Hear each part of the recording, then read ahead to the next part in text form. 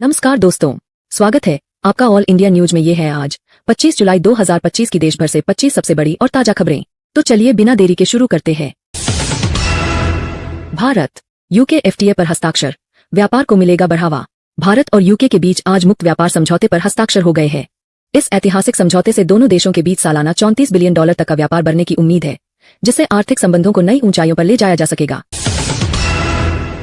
प्रधानमंत्री मोदी लंदन पहुंचे, एफटीए और विजन 2035 फीट पर चर्चा।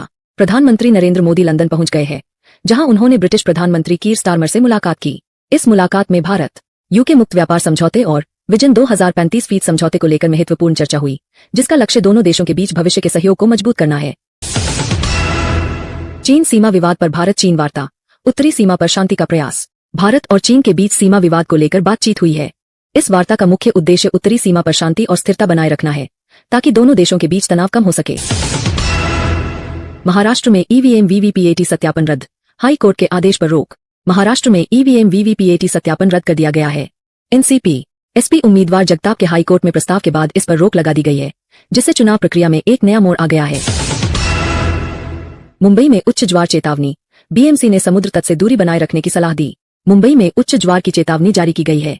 बृहन मुंबई नगर निगम बीएमसी ने 24 से 27 जुलाई तक समुद्र तट से दूरी बनाए रखने की सलाह दी है, ताकि किसी भी अप्रिय घटना से बचा जा सके। आंध्र प्रदेश में 3 दिन भारी बारिश की चेतावनी, आईएमडी ने जारी किया अलर्ट। आंध्र प्रदेश में अगले 3 दिनों तक भारी बारिश की चेतावनी जारी की गई है। भारतीय मौसम विज्ञान विभाग आईएमडी ने राज्य के लिए ऑरेंज और येलो अलर्ट जारी किया है, जिससे लोगों को सतर्क रहने की सलाह दी गई है। नागपुर में श्रावण विशेष शिवलिंग पहल, 71 लाख पार्थिव शिवलिंग का लक्ष्य। नागपुर में श्रावण मास के अवसर पर एक विशेष शिवलिंग पहल शुरू की गई है। इस पहल के तहत 71 लाख पार्थिव शिवलिंग बनाने का लक्ष्य रखा गया है, जो धार्मिक आस्था का एक बड़ा प्रतीक है। सेल पहले तिमाही परिणाम घोषित करेगा, वित्तीय वर्ष 2025-26 की रिपोर्ट इस सप्ताह। Steel authority of India limited इस सप्ताह वित्तीय वर्ष 2025-26 की अपनी पहली तिमाही की रिपोर्ट जारी करेगा।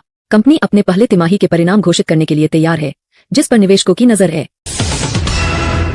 एलआईसी, एचडीएफसी बैंक समेत 24 कंपनियों ने एक्स डिविडेंड की घोषणा की।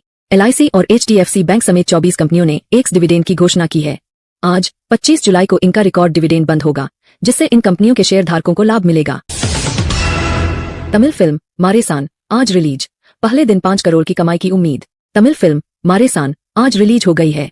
फहद फासिल अभिनीत इस फिल्म से पहले दिन 5 करोड़ रुपए की कमाई की उम्मीद की जा रही है, जिससे बॉक्स ऑफिस पर अच्छी शुरुआत हो सके।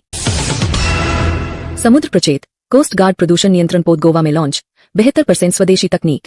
समुद्र प्रचेत नाम का कोस्ट गार्ड प्रदूषण नियंत्रण पोत गोवा में लॉन्च कर दिया गया है।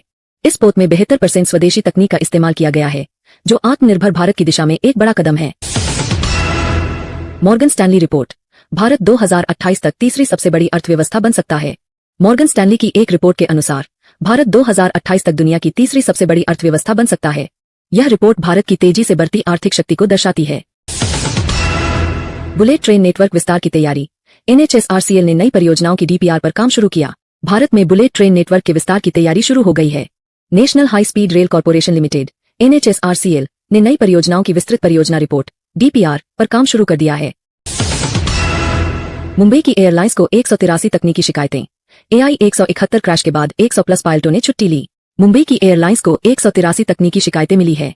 AI 171 क्रैश के बाद एयर इंडिया के 100 से अधिक पायलटों ने छुट्टी ले ली है, जिससे एयरलाइन के संचालन पर असर पड़ रहा है। आरजेडी नेता तेजस्वी यादव बिहार चुनाव का बहिष्कार करने पर विचार कर रहे हैं। विपक्षी आरजेडी नेता तेजस्वी यादव बिहार चुनाव का बहिष्कार करने पर विचार कर रहे हैं।